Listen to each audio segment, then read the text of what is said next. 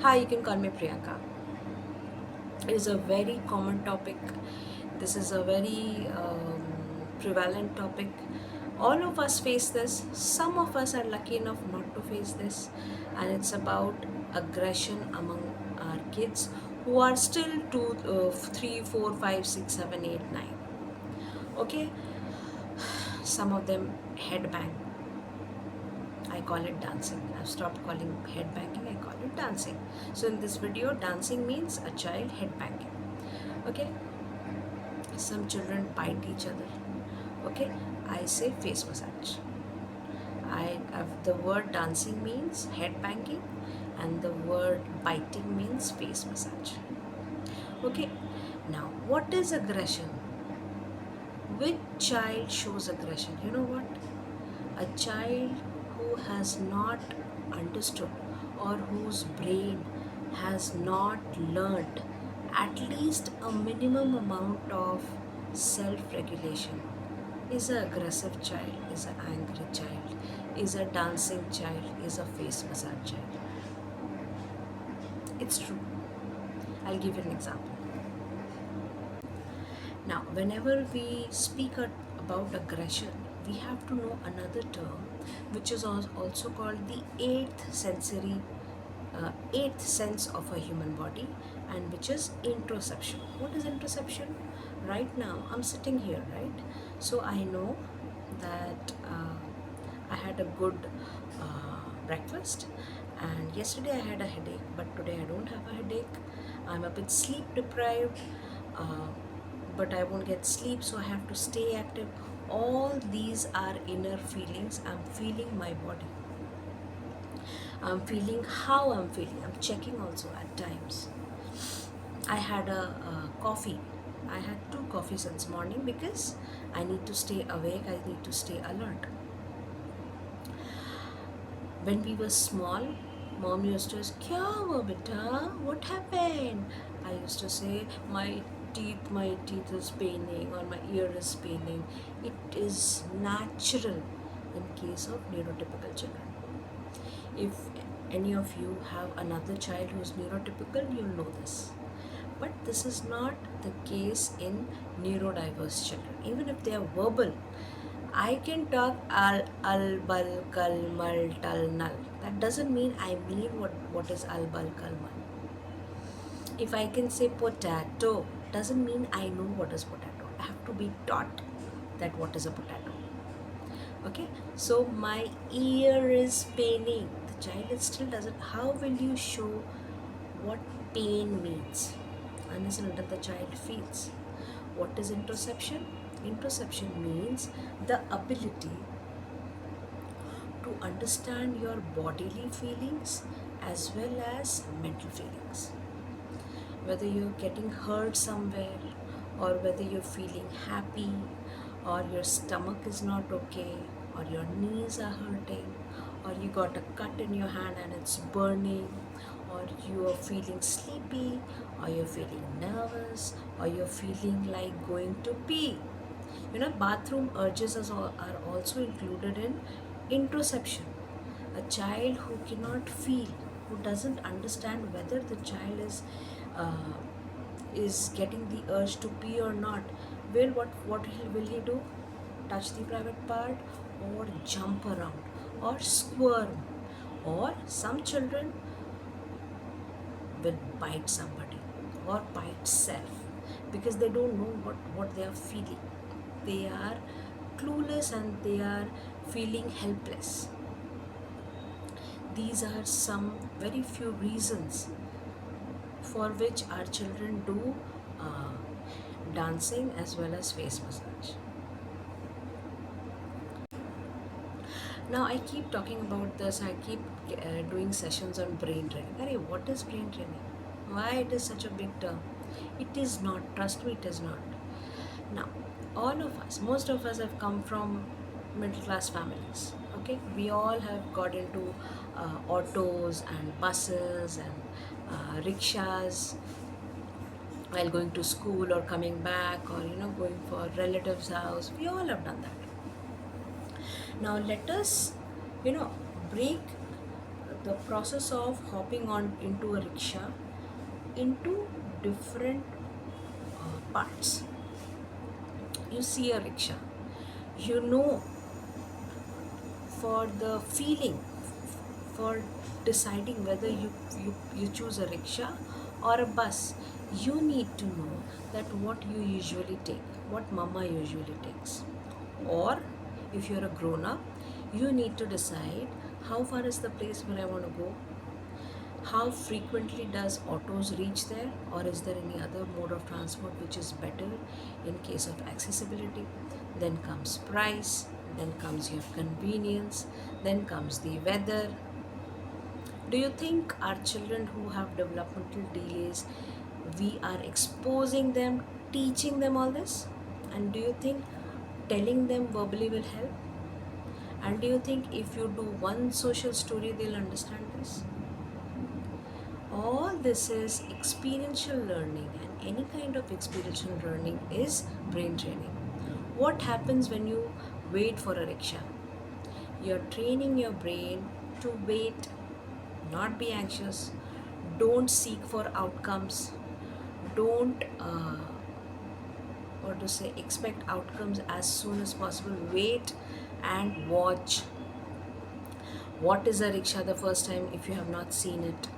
The moment the rickshaw comes, the immediate instant reaction is to ask the rickshaw, show the hand and ask him to stop. Okay, now the child needs to understand that there is an unsaid rule that when you show your hand, the rickshaw stops, expecting that he will pick you up so that he gets the money against the service he or she provides. ठीक है, अच्छा भाई, against the service he or she provides. Now, this is an experiential learning. The brain learns this through experience. The brain gets trained. What is this? It is an example similar to changing topics while studying. So you sat with your child, okay, and you guys are doing Hindi or maths. Now the topic is over. Now you do know, now we have done this subject. Let's put this back and let us take out a new topic. What does your child do? The child becomes angry. Dancing, face massage. The child starts doing, or throwing things. Can be. Because this change, getting used to things which can change, situations change, we have to start exposing them to these kind of changes in our day-to-day life also. Sometimes, see, they wear the same uniform to the school, so that's why putting on the uniform or choosing the uniform is not an option. So they like the routine, and all their life they'll wear the same uniform. Some schools have different sports wear. So my son, he chooses the sports wear because it's lighter, it's more convenient, and he thinks he looks very beautiful in that. He, whenever he puts it on, he say, I'm looking so handsome. He will say that because I think I have only said more handsome, you're looking so handsome, when he was wearing that. He actually looks better in the sports clothes. Okay, so this is also experiential learning, and this is a mundane task, this is a usual task. Things are not changing in the uniform. The child is very happy. We have to teach the child things change. Can say, Arey, things change, beta, you have to accept. Will this work for a 2-year-old, 4-year-old, 5, 6, 7, 8-year-old? No. So we have to give them opportunities, expose them to opportunities where things change. Whenever a parent says my child is getting aggressive, please tell me what to do. Or a parent says my child is very hyper, please tell me what to do. You have to tell me how did you make him, your child, less aggressive, how he is sitting and working, or not just me, so many children are doing it. How is it happening? It all boils down to what kind of exposure the child is getting, what kind of training of the brain the child is getting. So it can be as simple as, you don't eat rice every afternoon. no habits. Like you have routines, but like breakfast should be, you will have different kinds of breakfast. Okay, sometimes there'll be a delay in breakfast. We as a household, we try to do everything on time, and we take the stress so that the child doesn't take a stress, and he is not exposed to things getting late, or going to the school even getting late, or hopping onto the rickshaw in hurry. Things might happen, it can be dangerous, but we all have done that in our life, irrespective of what age we were, and whether it was my fault or my parents' fault or whoever's fault. And this is correct. We have to give exposure to them. Let the life be imperfect. Sometimes let them go to school, and the school, they are late, and don't blame yourself that you sent your child late, and then he enters the class and everybody is sitting, and then he becomes anxious. Okay, the sooner you start exposing your child to imperfections, the better it is for the child to cope with that imperfection, that change, that non routine. How sports help this? Even if you play an organized game as simple as carom board, so every time you flick in a certain angle, you think all the what is that called, all the players, they go in the same way. Each and every dice randomly goes, and in a play, in any kind of sports, nothing is mundane, nothing is routine, and there's always a change. Even if a routine of warm up, like before football or before cricket or before tennis, you do a certain type of stretches, you can never be it can never be the same for you. Any of you who have played sports and done all those stretches will agree with me. Our experience with our spouse, our experience with our bosses, our experience with our friends, our experience with our parents, our experience with our mother-in-law and father-in-law are so different from each other. Have you thought about it? We got our parents since childhood. We got our siblings in due course of time, or maybe from childhood if we are the youngest one. Other than that, every other person was a new experience, and it taught us from the very first day, from the very first chat, or very first look. When we were young, we were in teenage or young adults, or like in our 20s, we used to get attracted. Do you think we all girls knew that, which guy likes us? Or the boys are clueless, I can understand, but all girls know that which guy is after her, or which guy is liking her. You know why? Because we could read those minute flick near the eye, or those looks, or those smile, or that, turning to you, or something like that. This didn't happen out of blue. This has happened through the different books we read, the different movies we watched, the different stories we heard, or different feelings, even including bodily feelings and everything that we have gone through since childhood.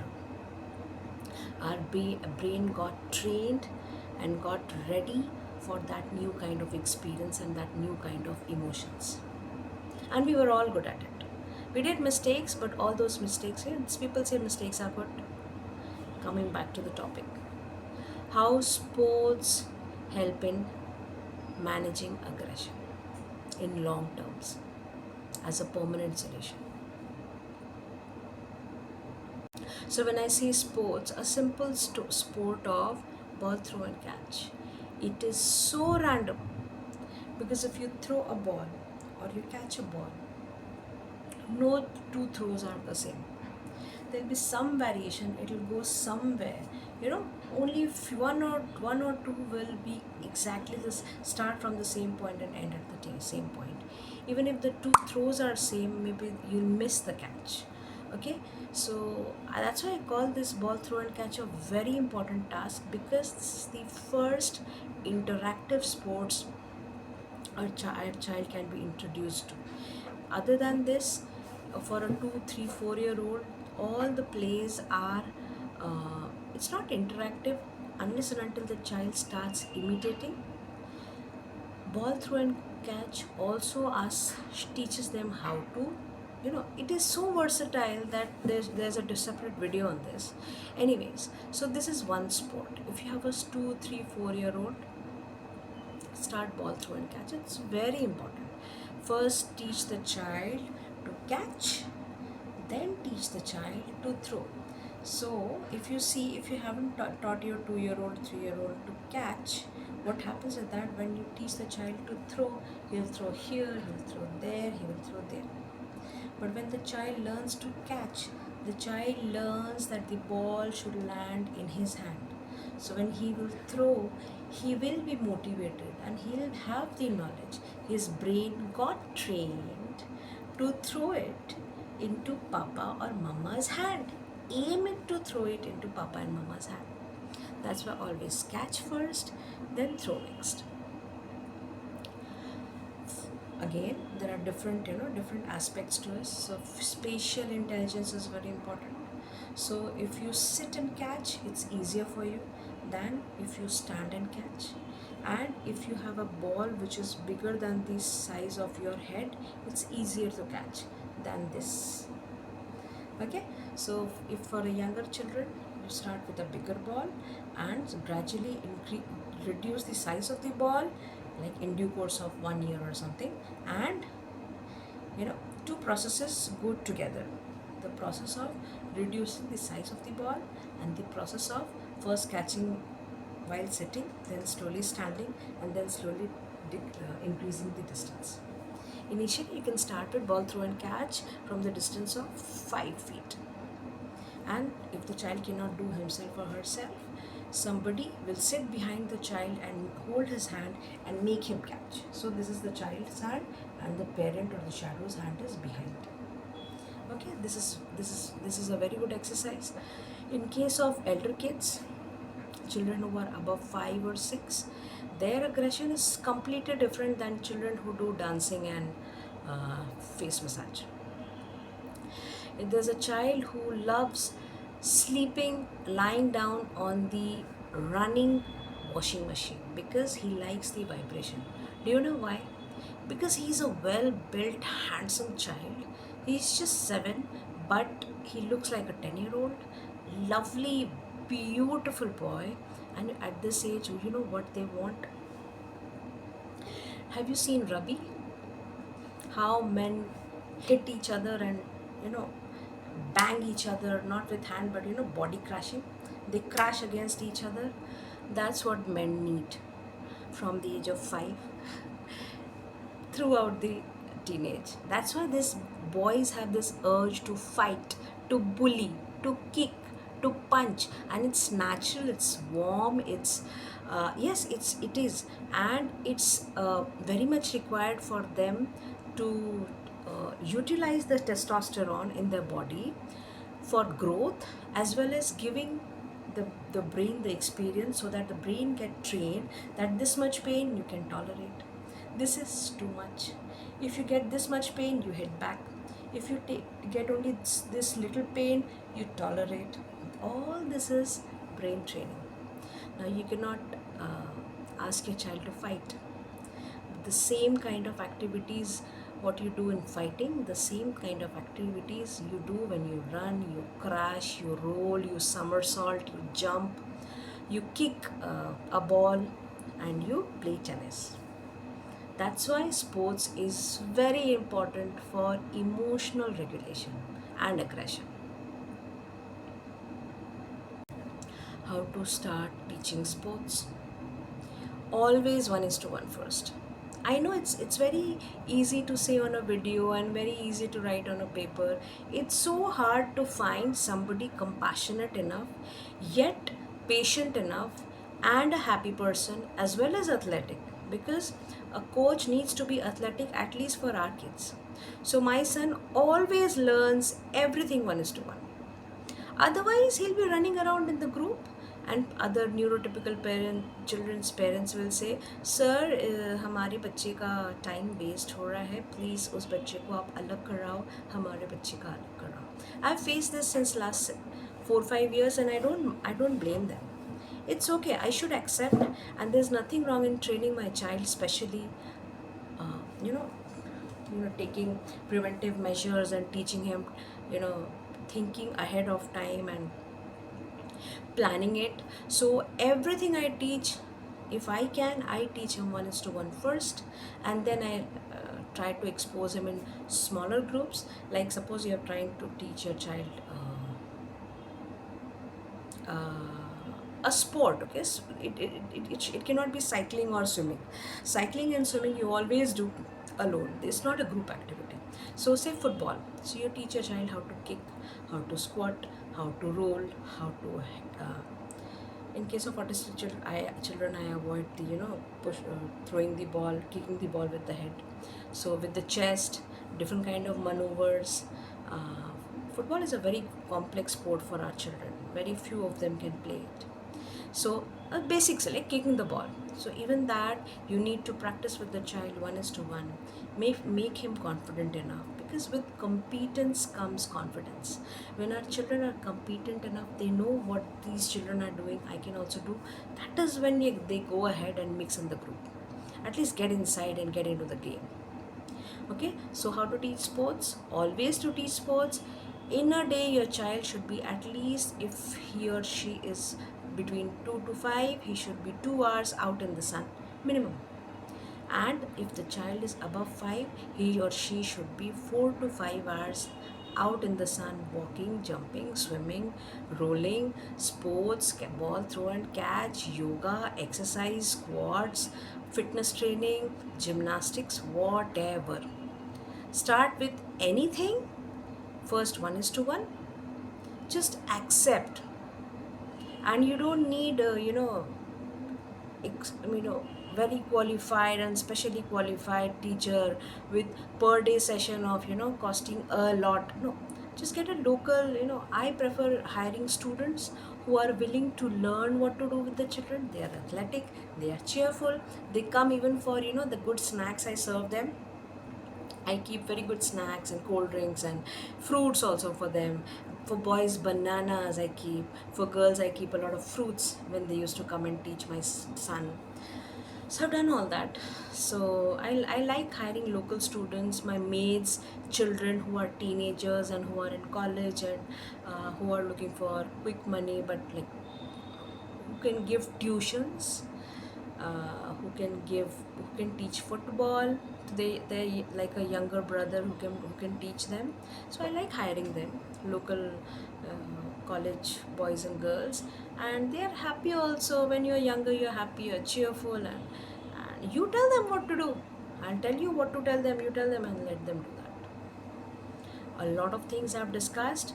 Everything is brain training, but sports is very much required to train the prefrontal cortex to understand the changes in life, minute changes in life, and accept it without getting dysregulated. It's like vaccines. So vaccines are nothing but infections you're given in the body in smaller amount. So the smaller amount of changes gradually increase the changes in a bigger scale.